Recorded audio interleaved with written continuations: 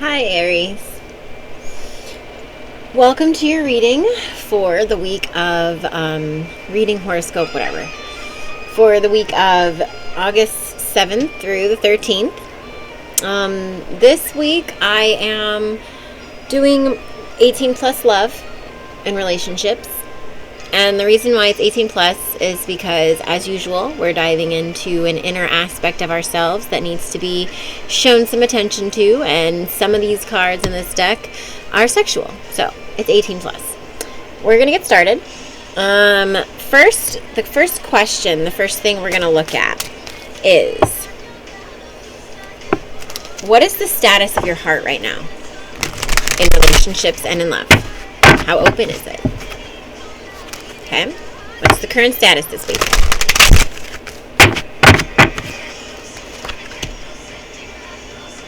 Revelation in reverse. 1 second.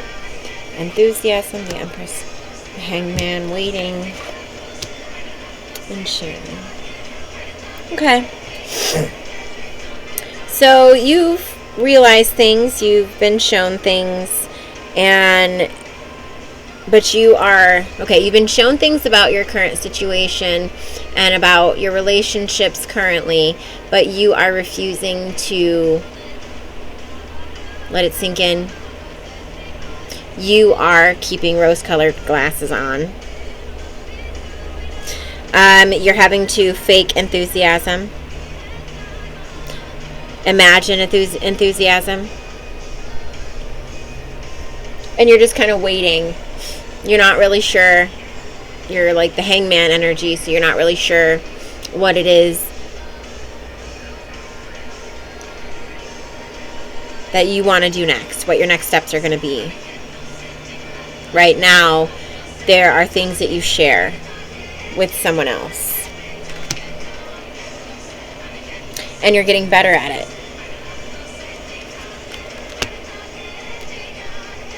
So you're not understanding why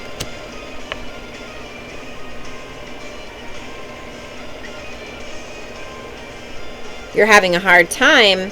No, you're not understanding why you're keeping everything under control. Like, you're not understanding why you're not able to let go and be fully committed.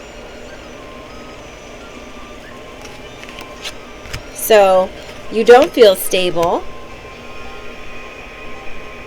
in your accomplishments and in the foundation that's been laid so far.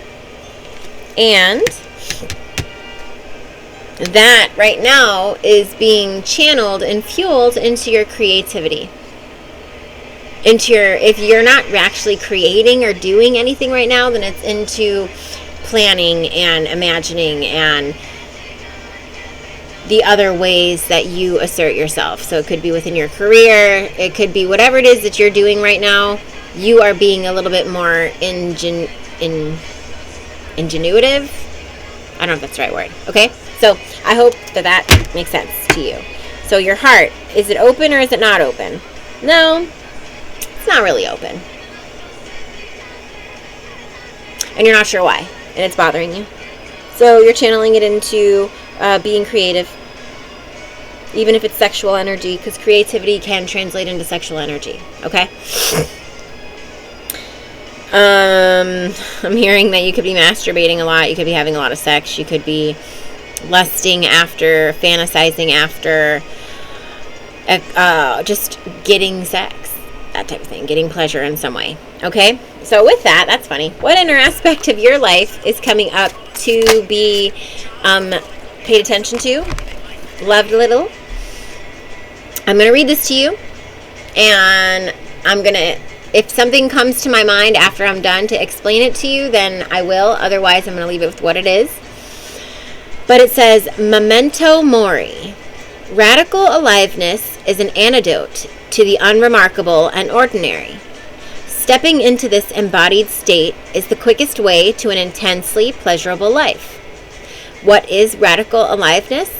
It's remembering that you have only one wild and precious life, and that every day brings us closer to death. the action to go with this. So live. Live fully, openly, and in commitment to your enjoyment. Have a hidden fantasy you secretly want realized? Explore it. Want to feel a certain way? Chase that feeling. Life is your free continental buffet breakfast, and you only live once. I mean, that we know of right now. Make sure you taste everything.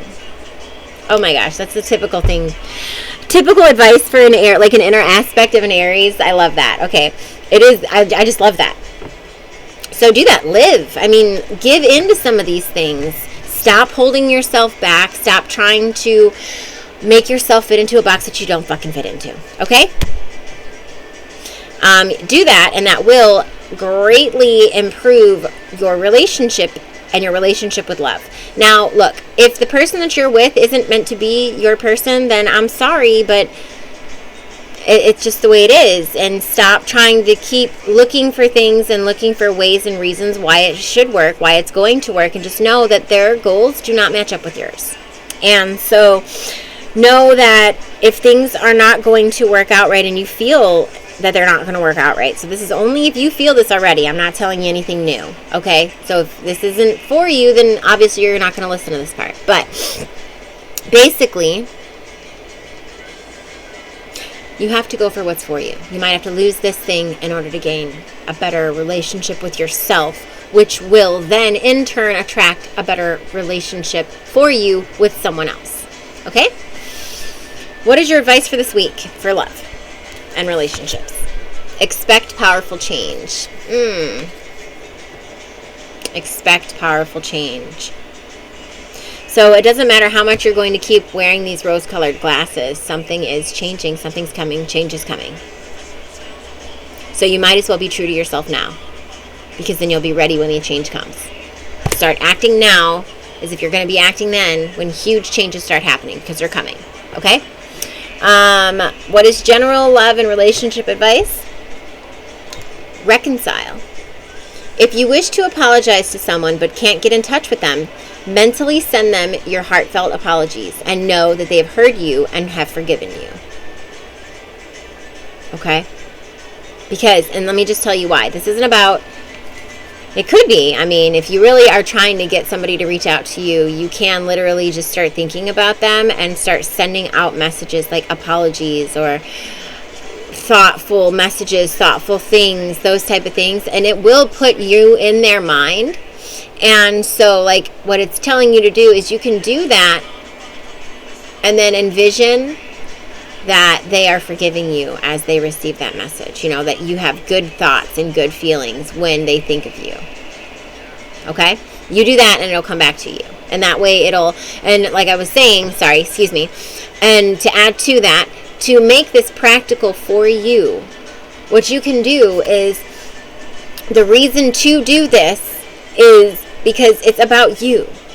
This isn't about literal things. This isn't about somebody else literally looking at you and being like, I forgive you, everything's fine, blah, blah, blah. It's, you know, you have to envision somebody else forgiving you before you can forgive yourself. At least you do, Aries. Okay? So I hope that helped you. I mean, again, excuse me, I'm being told to add a little bit more. That will then in turn open the doorway for you to either restart something with that person or to be able to close the door and move on. Okay? So I hope that helped you. Good luck this week. Love ya. Bye.